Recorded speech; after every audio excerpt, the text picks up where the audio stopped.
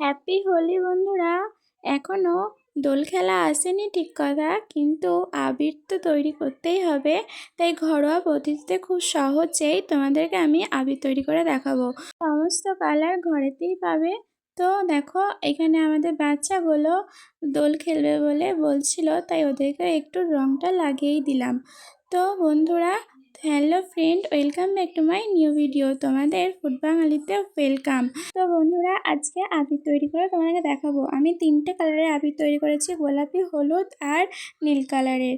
তো বন্ধুরা, আমি এখানে অ্যারোট নিয়েছি 300 গ্রাম মতো। 300 গ্রামে আমার বেশ অনেক কটাই আবির তৈরি করা হয়ে গেছে। তো অ্যারোটগুলো আমি এক বাটি নিয়েছি, আলাদা করে নিয়েছি। আর এখানে আমি অল্প পরিমাণে জল দিয়ে আমি এখানে ভালো আলতাটা আমি এখানে নিয়েছি।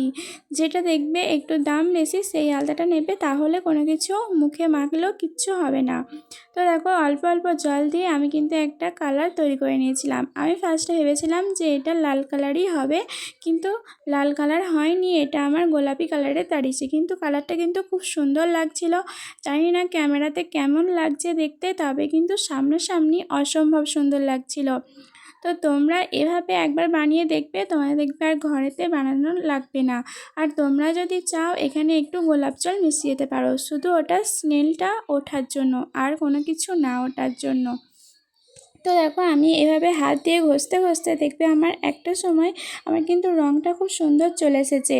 তো তোমরাও চাইলে এভাবেই কিন্তু করবে। আর দেখো, আমার কিন্তু ডাব হয়ে যাচ্ছে, এটা ভয়ের কিচ্ছু নেই। এটা রোদে দিলেই কিন্তু ঠিক হয়ে যাবে, ঠিক কালারটা চলে আসবে। কত সুন্দর ঝরঝরে টাইপের হয়ে গেছে দেখো। এরপর আমি ওই যে আটা চালা হয়, সেই চালনার সাহায্যে আমি কিন্তু এটা চেলে নেব। চেলে নিলে আর একটু মসৃণ পাড়া হয়ে যাবে, কোনো দানা দানা ভাব কিচ্ছু থাকবে না। তো দেখো, আমি একে একে কিন্তু এইভাবে কিন্তু সবটা আমি চেলে নেব।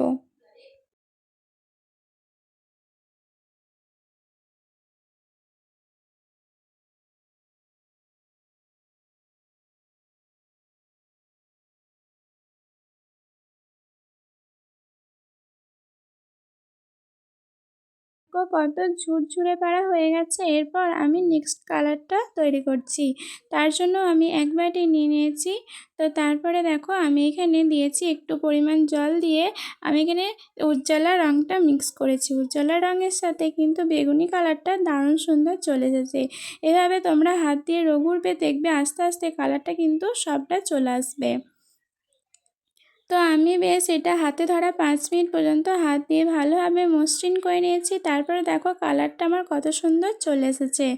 সেমভাবে আবার কিন্তু চালনার সাহায্যে আমি সবটা কিন্তু চেলে নেব।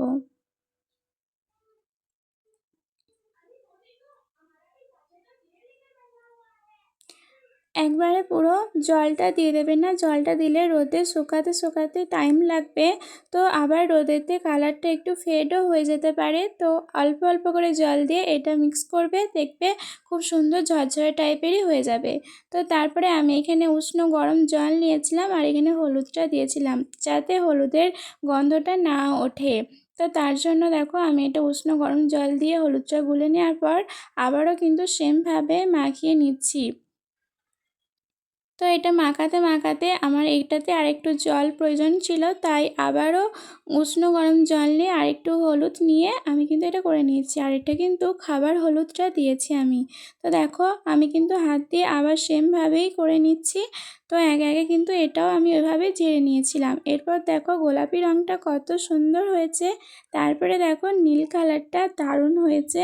তারপরে দেখো, হলুদ কালারটা তোমাদেরকে একটু দেখাই, আমি হাতে নিয়েই দেখাচ্ছি কত সুন্দর গায়েতে লাগছে। তো দেখো,